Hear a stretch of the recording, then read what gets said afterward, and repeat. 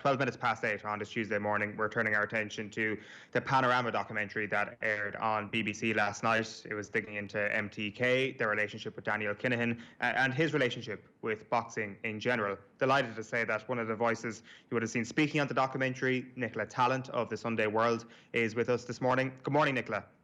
Good morning. So before we get stuck into some of the details from the documentary, just first of all, how important is it that this documentary was aired on BBC One at prime time? And if we talk about British media coverage of the Daniel Kinahan story, this is probably right at the top of the list now. This will have got a lot of eyeballs on it last night.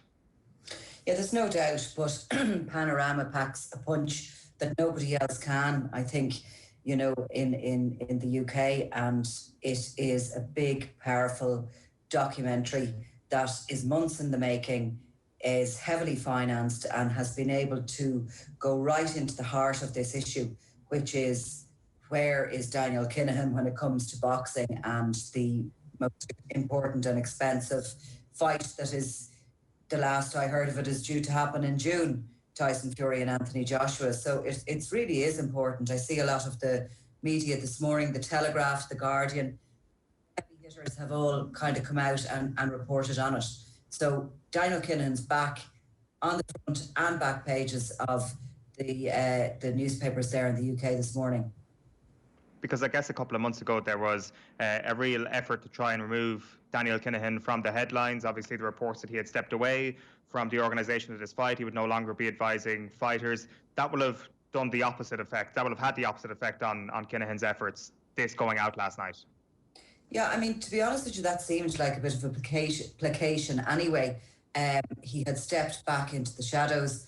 Tyson Fury and Bob Arum both said that he was no longer going to be involved in the negotiations. But literally the tweet after, I think, that announcement was made, Tyson Fury put up a kind of a face-saving thing for Daniel Kinahan, you know, saying that he was going to be the next president of Ireland or something, I can't remember, and an Irish flag, something a bit like that. But it was all very jokey and friendly and all the rest of it. And I think nobody has been under any illusion, but Daniel Kinahan is there, you know, he's in the background of it. He founded that original MTK thing, and, you know, it moved its headquarters out to Dubai after he relocated there. And, you know, he's obviously very, very close to that whole Tyson Fury career. And the big line that we get from the last few minutes of the documentary last night is this question: is Daniel Kinahan still involved in boxing? And Bobby Allen says yes, Nicola. And I think this is the big development from last night. Yeah, it is. And I also think that, you know, it's been put out there on the table now by Barry McGuigan. Where has this money come from for the expansion of MTK? He has described the kind of millions it would have cost to get to where they have got. He talks about signing 9 boxers in 1 week. And when Barry McIntyre put it to Bobby Allen, where is the money coming from, he just simply said, MTK have a pot of money. He didn't, he denied that it was coming, obviously, from the Kinahan's other business. But nonetheless, that question has now been asked of them. I don't think we're probably going to get any answers, but nonetheless, it's been a worthwhile process for that reason alone. Nicola, when it comes to Daniel Kinahan, you know, we had Sandra Vaughan putting out a release last year before she allegedly stepped away from MTK, saying that he had moved back into an advisory role and then eventually he was going to step away from boxing entirely. He got somewhat involved in potentially bringing mixed martial arts to Bahrain, and then he left that role afterwards as well. I kind of get the impression of a guy who's going around the Middle East currently, staying involved in combat sport, despite all the claims that he's going to walk away from sport. There's no real impression that I'm getting that Daniel Kinahan is actually trying to step away from sport at all here. No, and also, I don't think he left the role in Bahrain. I think they actually issued a statement themselves, the Bahrainian government, saying that they were cutting their ties with him. Kinahan and his cohorts and his supporters, and he has lots of supporters, as you know, in the boxing world, big, very influential characters in the boxing world. Each time he does take a step away, there's always, the reason is because of negative media publicity. So it's the media fault.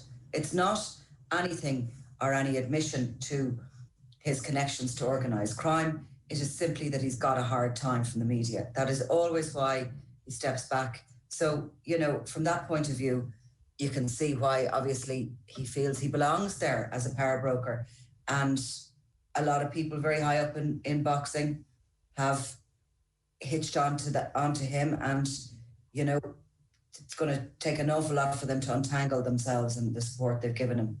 And in the last 10 minutes of the documentary last night, the feeling seemed to be there that maybe things are tightening in around him slightly in terms of an investigation from the USA. The Spanish police have been chasing him for quite some time. There was certainly speculation within the documentary that the Irish authorities were potentially working with those in Dubai to try and get him back to Ireland. Surely this is a time when Daniel Kinahan should be trying to keep a fairly low profile. Yes, but he doesn't always do what, you know, you would a rational person would consider he should do. And that's really what marks him out. He was obviously working away there in the background, getting that Tyson Fury match organised, but he just didn't seem to be able to help himself. He had to step out into the limelight and say, I did it. And it was quite an orchestrated thing when that happened. You can be under no illusion, but Tyson Fury didn't talk out of school when he called him out, and nor did Bob Arum when he called him out publicly. You know, that was Daniel's arrival into the limelight of the sport. He wanted to be credited for that. So that's kind of the nature of him. So he doesn't always do what would be the sensible thing. As regards the Garda investigation, my understanding of it, or what I would see it for what it's worth, is that investigation has moved into the final phase, the final takedown. What you've had is a policy where the guards here, because they can obviously only go after who's in this country, have taken down Kinahan Mafia associates from the bottom of the pile to the top. One of the most senior members, Thomas Bomber Kavanagh, has pleaded guilty in the UK and is currently awaiting sentencing on serious charges. But the probe isn't over, and they're still after the big targets and those people who've directed this crime here in this country. So Daniel Kinahan himself in a statement suggested that he wouldn't get a fair trial, which gives us an indication that he is now considering that maybe he will be put on trial himself. So it's really only going in one direction, and we do know that a number of police forces are involved in the takedown of the Kinahan Mafia, and I think it's just a matter of time really before it comes to its conclusion. And the suggestion seems to be at the moment, Nicola, that potentially Daniel Kinahan's assets in the US could be seized potentially here. Yeah, in the US, whatever he has, there is a court case going on in the US where he has been named, and it's been alleged in the court proceedings that he's used basically drug money to fund this MTK. So that is a very significant case. I don't know how long it takes for these civil actions to go through the courts in the US, but perhaps you might see some criminal investigations possibly getting closer to him quicker than that could happen. Is there a lot of reputational potential damage done to MTK, as you mentioned, and as you've probably seen over the weekend, with even some of MTK's followers on Twitter contacting you directly, and other journalists, and many were claiming that they don't really care what the BBC reported last night. Is there a concern for them that this could do them damage, considering the amount of boxers that they've acquired over the last 4 years, that they're on the BBC and being linked with organised crime last night? I don't think they seem to particularly care, to be honest with you.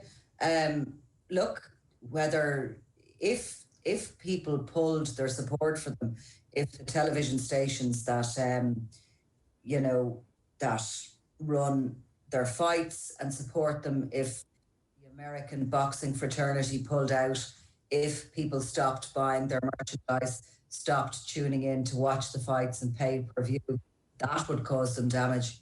But until anything like that happens, they are feeling untouchable.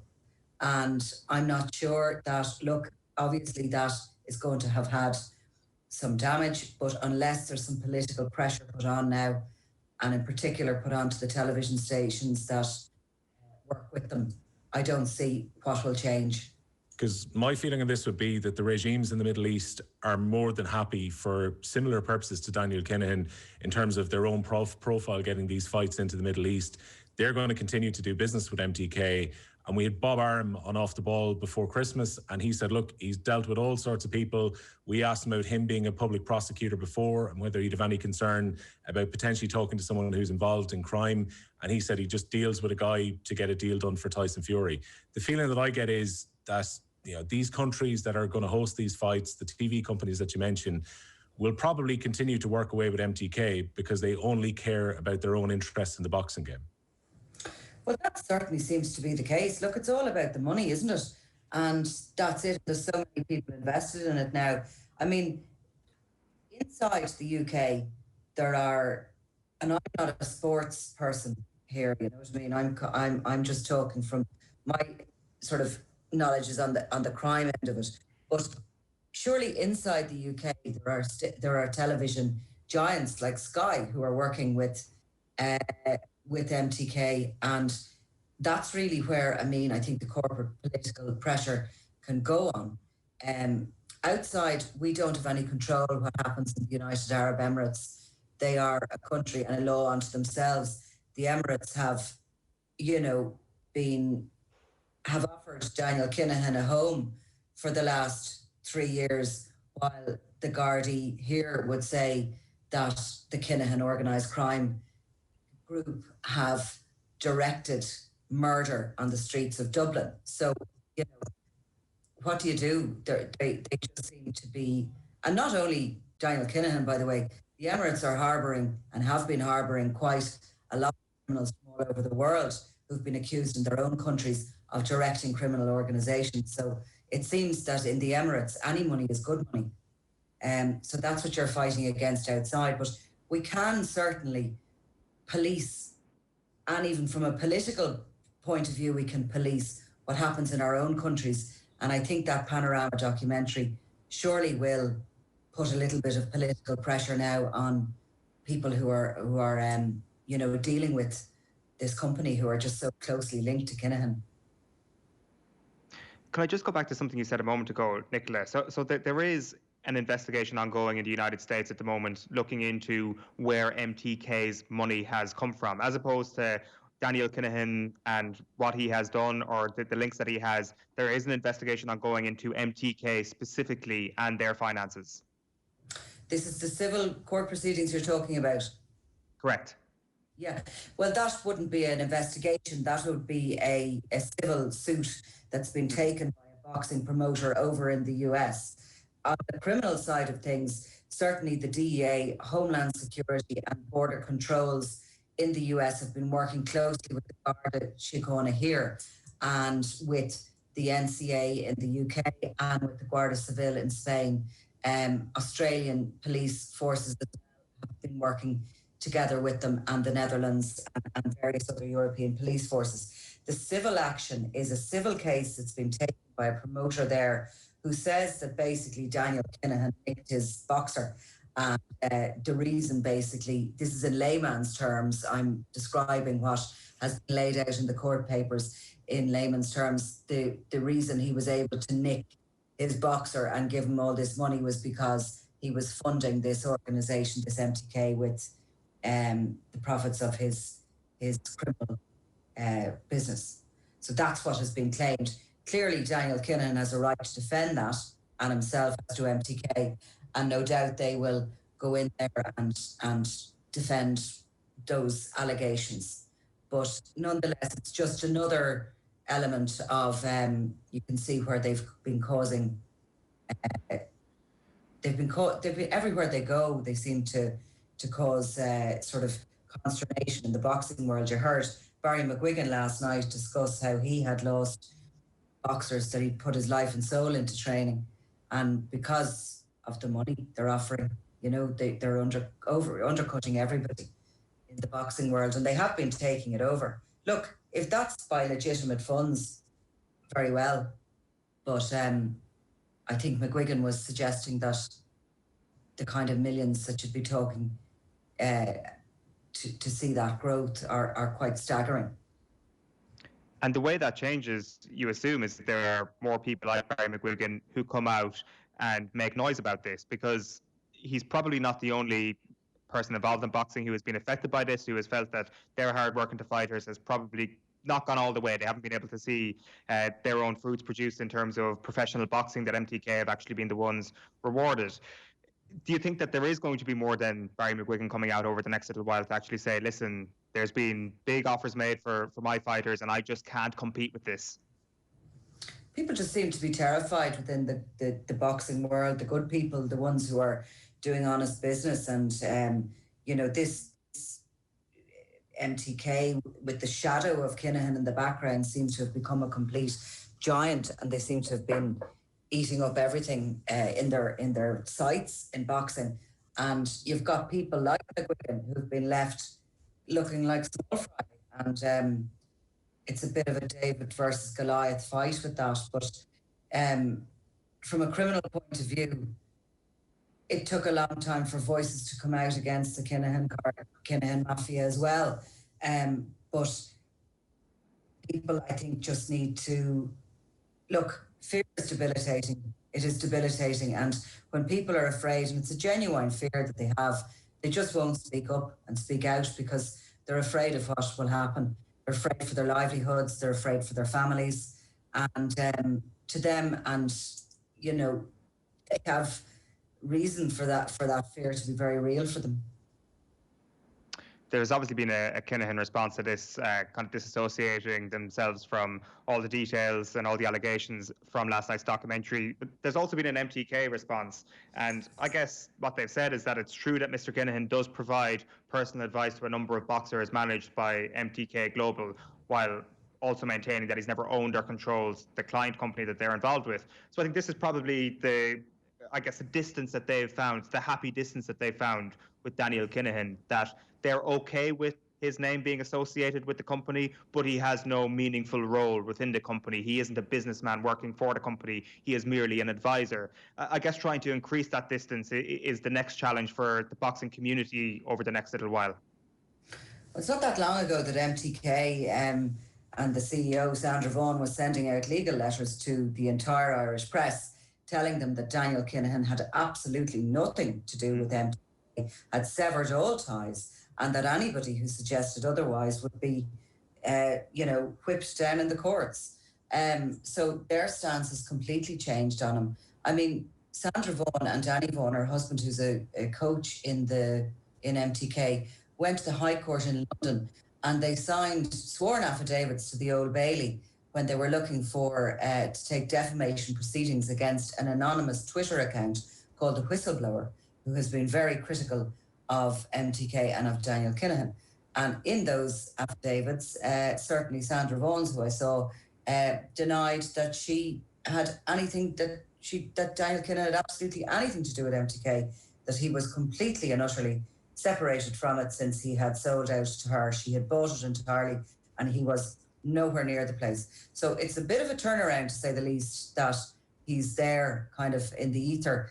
I think in her statement after the Tyson Fury selfie, which sent the whole thing viral, she discussed how Kinahan was a personal friend of hers, how she herself, although he's younger, goes to him for advice because he's got the Midas touch when it comes to business, and he's such a guru, really. So, and she spoke about in that public statement, which is available there publicly, that he was a very, very close friend of hers, and she even was a close friend of his wife, and his children were a credit to him, and all the rest of it. So it's all very cozy, and I can personally take MTK's statements with a grain of salt, because having been at the receiving end of the more blatant dismissal of any involvement of Daniel Kinahan with them, it just doesn't seem to be the sort of place where you can totally believe everything that comes out of their statements. Yeah, for sure. The other thing we just wanted to touch on this morning, Nicola, is that it's 5 years this week since the Regency shooting. And I know you've done a great podcast with Detective Chief Superintendent Angela Willis. I was listening to it yesterday, and it really seems that over the last little while, the sense is that they've really got to grips with what happened 5 years ago. The arrests, the investigations have all been fruitful. Very much so. And, there's 60 associates of the Kinahan mafia behind bars for feud-related activity at the moment. Most of them are actually serving sentences. A lot of them pleaded guilty, such was the quality of the evidence against them. And others are before the Special Criminal Court, which has been vital in the fight against organised crime in this country, because there's no jury. It's just a 3-judge court. So no jury to intimidate, because that is the nature of that world. They have done an absolutely amazing job. And I do think that there's a lot of critics on Garda Kinahan, and there's a lot of things wrong with the organisation. And I certainly am no songstress for them. But I do think that this has been a moment in the force's history where it's probably been its most successful fight against organised crime. And I think they stand out as a force across the world for what they've done, because dismantling a mafia is no mean feat. It's not something that can be done overnight, especially like a global empire like the Kinahan one is. The various different territories, difficult ones like the United Arab Emirates and stuff, where they exist, where they run their business from. So it's been an amazing 5-year process. They've gone for people at the very, very bottom of the ladder and for those at the very, very top. So in the cases of these murder cells, and 30 people are behind bars who are all part of murder cells, they have gone for the spotters. So they are the lowest of the low. They'd get a few bob for keeping an eye out on the street to see when a car goes up or down. They've gone for them, and they've gone for the gunmen, the people who've pulled the triggers or who intended to. And that is a new policy, and it has been very successful. The use of our surveillance legislation has been vital in that. And we can only hope that going into the future, that this is the continued new modus that the guards will take when fighting organised crime. I should mention that podcast is called Crime World. It's episode 12 with Angela Willis. You should check that out now. It's really, really good. Listen, Nicola Tallant, thanks a million for taking the call this morning. I appreciate your time. Okay. Have a good day.